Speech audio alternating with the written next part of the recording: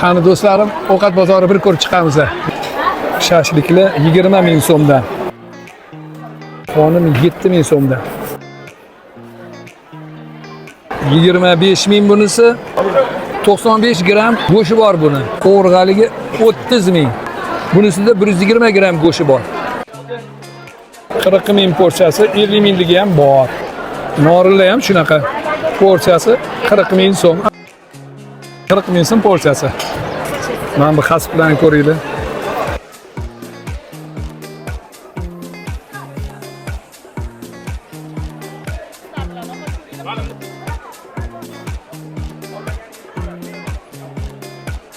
Ovqatlarning narxi o'sha turibdi, faqat shashlikda ozgina o'zgarishlar bor.